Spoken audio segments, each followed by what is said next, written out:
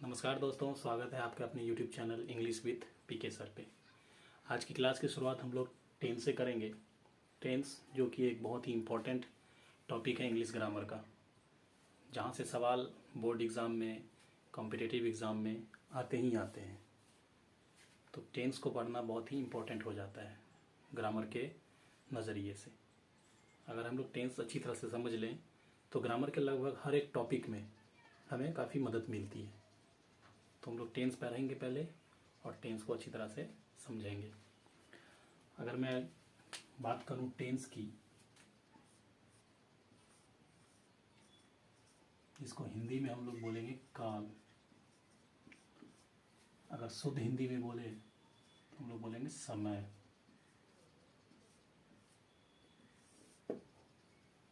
क्या बोलेंगे? समय बोलेंगे।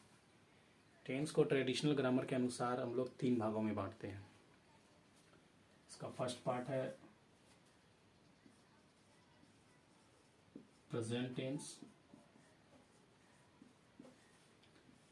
सेकंड है past tense,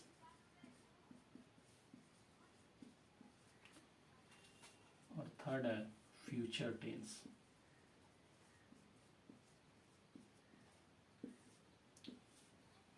present tense, past tense और फ्यूचर टेंस।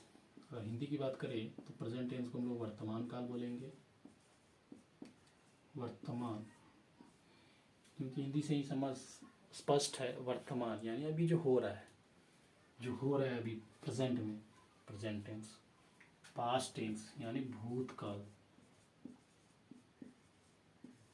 भूत यानी जो बीत चुका है उसको पढ़ेंगे तो हम लोग पास्ट में पढ़ेंगे उसको, यानी पास्ट टेंस में। और जो आने वाला है भविष्य में, उसको पढ़ना है हम लोग फ्यूचर टेंस में। हिंदी होगा भविष्य काल।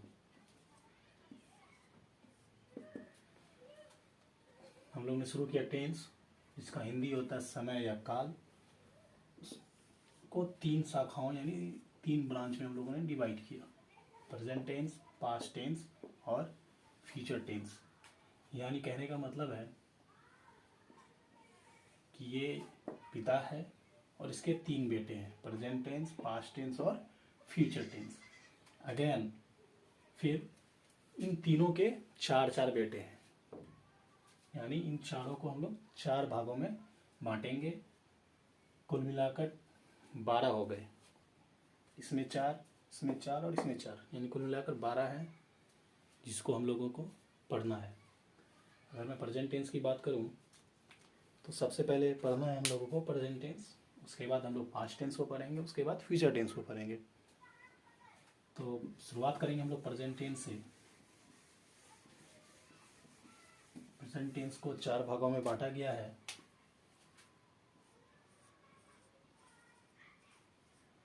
प्रेजेंट टेंस को 4 भागों में डिवाइड किया गया है। फर्स्ट है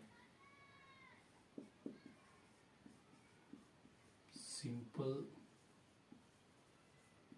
प्रेजेंट टेंस, सेकंड है प्रेजेंट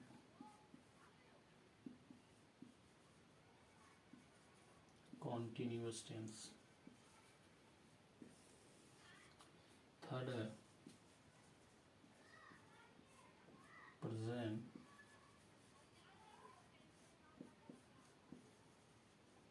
परफेक्ट टेंस, और फोर्थ और लास्ट है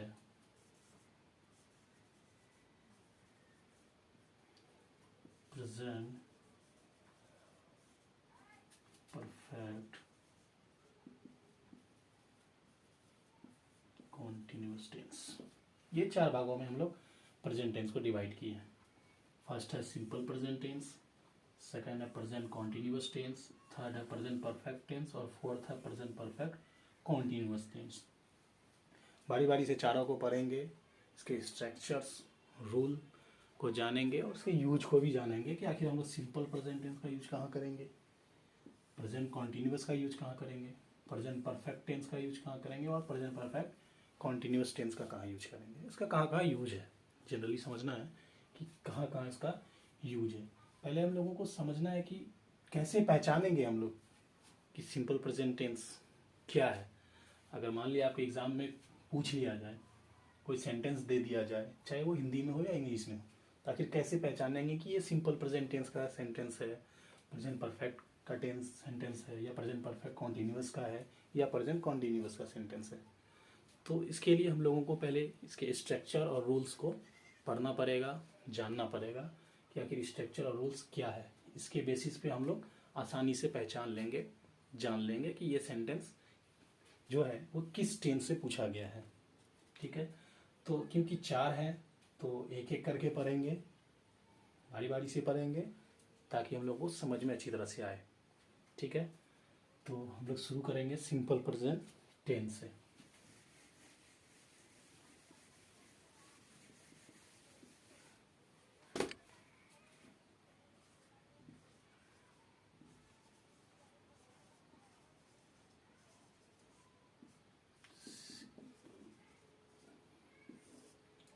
simple present tense, simple present tense की हम लोग स्ट्रक्चर की बात करें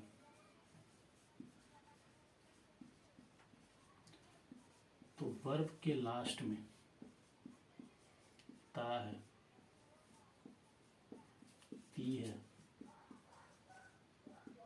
ता हूं, ती हूं, ते हो, तो हो,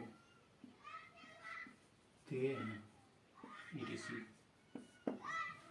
यानी वर्ब के लास्ट में, यानी जब सेंटेंस शुरू होगा, सेंटेंस के लास्ट में या वाक्य के अंत में ता है, ती है, ता हूं, ती हूं, ते हो,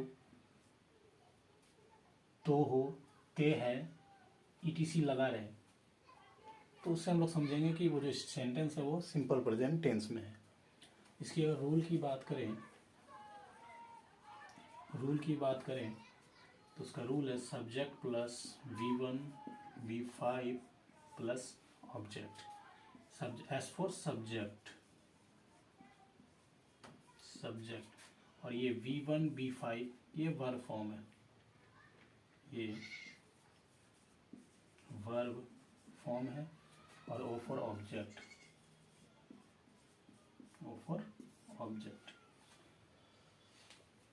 चूंकि सिंपल प्रेजेंट टेंस पढ़ रहे हैं तो इसके रूल को देखें तो सब्जेक्ट V1 V5 ऑब्जेक्ट, ये इसका रूल है। इससे सेंटेंस सिंपल प्रेजेंट टेंस का सारा सेंटेंस खत्म हो जाता है। महत्वपूर्ण रूल है, इसको पढ़ना बहुत ही जरूरी है, क्योंकि सब्जेक्ट तो हम लोगों को पता है अच्छी तरह से। सब्जेक्ट यानी कर्ता, जो काम करता है, जो क्रिया करता है। जैसे मैं लिख रहा हूँ तो लिखने का काम मैं कर रहा हूँ, तो मैं सब्जेक्ट हूँ। और V1 V5 की बात करें तो ये वर्ब फॉर्म है, V1 और V5। अगर वर्ब की बात करें तो ये इसके टोटल 5 फॉर्म है, 5 फॉर्म है, V1 V2 V3 V4 और V5, इसके 5 फॉर्म है। हम लोगों को सिंपल प्रेजेंट टेंस में 2 फॉर्म का यूज करना है, फर्स्ट V1 का और सेकेंड V5 का। तो पहले V1 और V5 को अच्छी तरह से समझेंगे। V1 को हम लोग बेस फॉर्म बोलते हैं। क्या बोलते हैं हम लोग? V1 को बेस फॉर्म बोलते हैं, और V5 को जनरली 5th फॉर्म या 5वां फॉर्म बोलेंगे उसको। इस बेस फॉर्म से ही हम लोग V5 यानी 5th फॉर्म को जनरेट करते हैं। कैसे करते हैं वो समझते हैं अभी।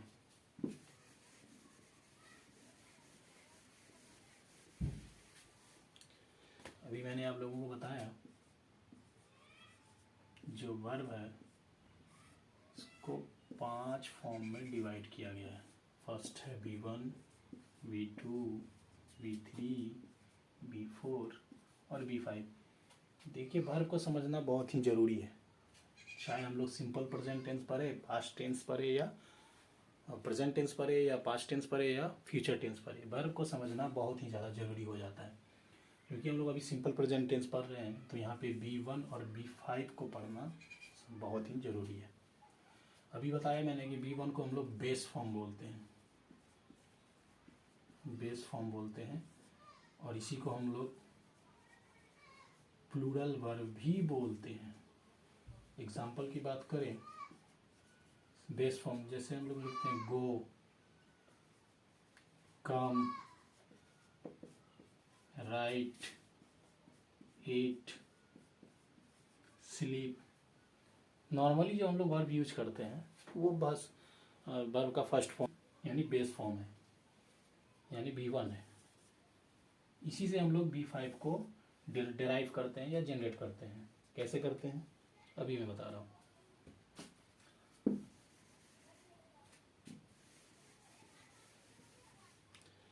जनरली जब हम लोग वर्ब यानी B1 यानी बेस फॉर्म में जब S या ES जोड़ देते हैं तो वो B5 बन जाता है। कैसे? जैसे एग्जांपल से मैं बता रहा हूँ ये आप लोगों को। जैसे मैंने लिखा गो, तो ये बेस फॉर्म है, B1 है, इसमें मैं लगा देता हूँ ES, ये बन जाएगा गोज। तो ये बन गया हमारा वर्ब का फिफ्थ फॉर्म यानी B5। अब इसका यूज देखेंगे कि B1 का यूज कहाँ करेंगे और B5 का यूज कहाँ करेंगे।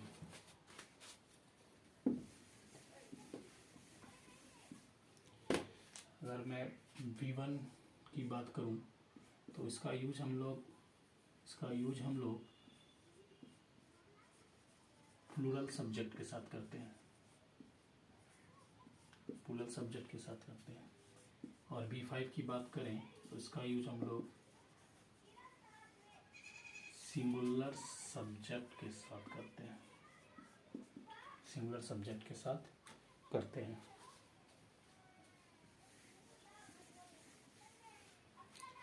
अब समझते हैं सिंगुलर सब्जेक्ट और प्लूरल सब्जेक्ट क्या है।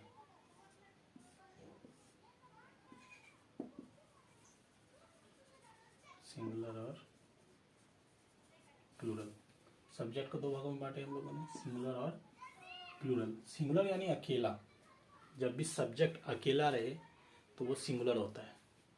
और प्लूरल यानी एक से अधिक, 2, 3, 4, तो वो प्लूरल होगा। तो सिंगुलर जब भी रहे तो उसके साथ हम लोग B5 यूज करेंगे, यानी सिंगुलर सब्जेक्ट यूज करेंगे, सिंगुलर सब्जेक्ट यूज करेंगे। और जब भी सब्जेक्ट प्लूरल रहे इसके साथ हम लोग B1 यानी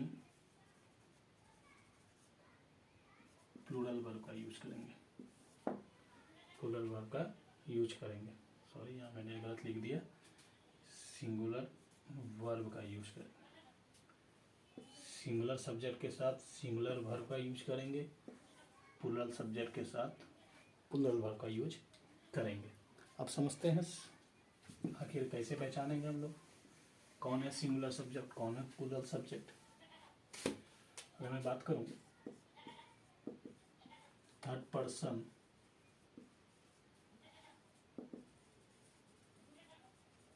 सिंगुलर नंबर की, इसमें ही, सी, इट और कोई सिंगुलर नेम, ये हमारा सिंगुलर सब्जेक्ट है। इसके साथ हमेशा हम लोग B5 का यूज करेंगे। बाकी अगर बात करें यू की, वी, आई, दे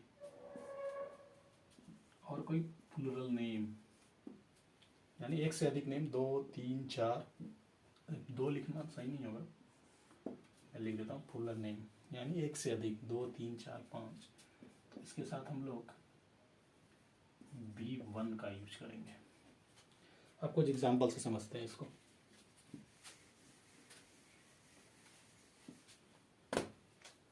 एग्जाम्पल भी की बात करें, मैं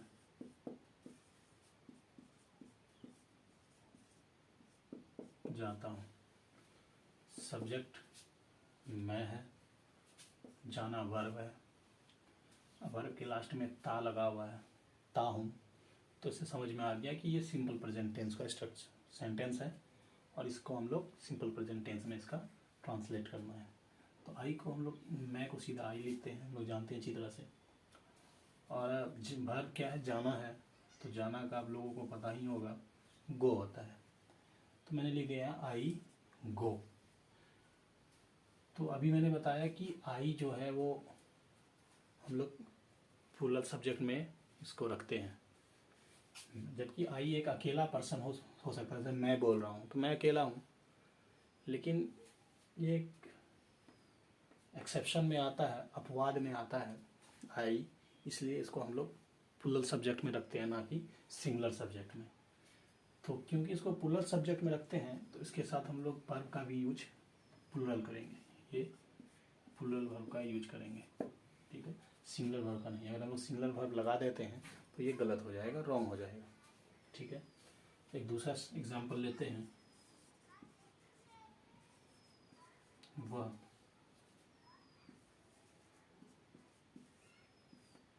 खाती है, ठीक। मैंने एक सेंटेंस लिखा है यहाँ पे, वह खाती है, क्योंकि वह का दो इंग्लिश होता है, ही और सी। ही हम लोग मेल के लिए यूज करते हैं, सी फीमेल के लिए यूज करते हैं। यानी ये कोई लड़का हो तो उसका प्रोनाउन ही होता है, ठीक है, और कोई लड़की हो तो उसका प्रोनाउन सी होता है। यहाँ पे अक्सर जो लोग हैं गलतियाँ करते हैं, वो अक्सर सेंटेंस देखते हैं, जल्दीबाजी में, एग्ज़ाम में रहते हैं तो जल्दीबाजी में ही लिख दिए और निकल गए। अगर यहाँ पे आगे सेंटेंस को पढ़ते नहीं है कि लड़का है या लड़की है, ही लिखना है या सी लिखना है, तो अक्सर ये गलतियाँ होती हैं। तो आपको ध्यान रखना है, यहाँ आगे वाले सेंटेंस से पता चल जाता है कि जो वह है वो लड़की है या लड़का है। जैसे वह खाती है, ती है तो कोई फीमेल है, ना कि मेल।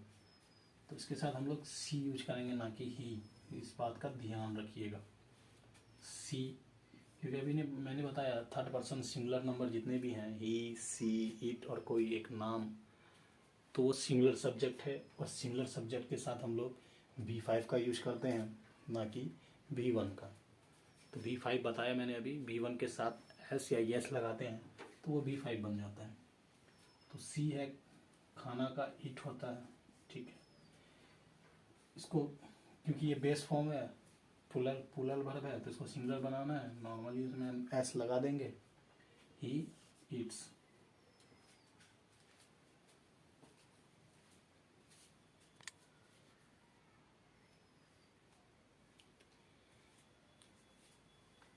तो ये हमारा बन गया सिंगुलर वर्ब। ये क्या बन गया,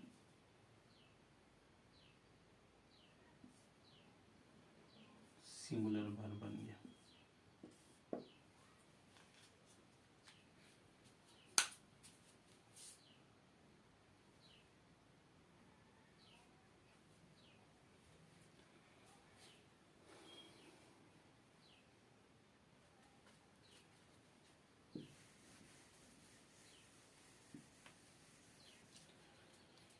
मैं आशा करता हूँ, आई होप कि आप लोगों को आज का क्लास अच्छा लगा होगा और आप लोगों ने समझा होगा कि टेंस क्या है। टेंस को 3 भागों में बांटा गया है, प्रेजेंट टेंस, पास्ट टेंस और फ्यूचर टेंस। अगेन सबको 4-4 भागों में बांटा गया है। हम लोगों ने शुरू किया प्रेजेंट टेंस से। प्रेजेंट टेंस को 4 भागों में बांटते हैं, simple present tense, present continuous tense, present perfect tense और प्रेजेंट परफेक्ट कॉन्टिन्यूअस टेंस। हम लोगों ने शुरू किया था सिंपल प्रेजेंट टेंस, इसके स्ट्रक्चर को देखा था, जैसे वर्ब प्लस ता है, ती है, ता हूँ, ती हूँ। उसके बाद मैंने इसको रूल को देखा, हम लोगों ने रूल को देखा। रूल क्या था, subject plus V1 V5 plus object. उसके बाद सब्जेक्ट को देखा। सब्जेक्ट को 2 भागों में बांटते हैं हम लोग, सिंगुलर सब्जेक्ट और प्लूरल सब्जेक्ट। उसके बाद हम लोगों ने वर्ब को देखा, वर्ब फॉर्म को देखा कि वर्ब को 5 फॉर्म में डिवाइड किया गया है। V1 यानी first form, V2 second form, V3 third form, V4 fourth form और V5 फिफ्थ फॉर्म। क्योंकि सिंपल प्रेजेंट टेंस में हम लोग फर्स्ट और फिफ्थ का यूज करेंगे, तो हम लोगों ने देखा V1 और V5 को। V1 को हम लोग बेस फॉर्म बोलते हैं, जैसे ही, जैसे गो जाना, इट खाना, कम आना, स्लीप सोना, राइट लिखना, रीड पढ़ना, स्टडी पढ़ना। तो ये बेस फॉर्म है। उसको हम लोगों ने V5 में डिराइव किया, उसको बदला हम लोगों ने V5 में। नॉर्मली एस और ES लगाकर उसको V5 में हम लोग कन्वर्ट किए। तो V1 को हम लोग पुलर वर्ब बोलते हैं, V5 को सिंगुलर वर्ब बोलते हैं।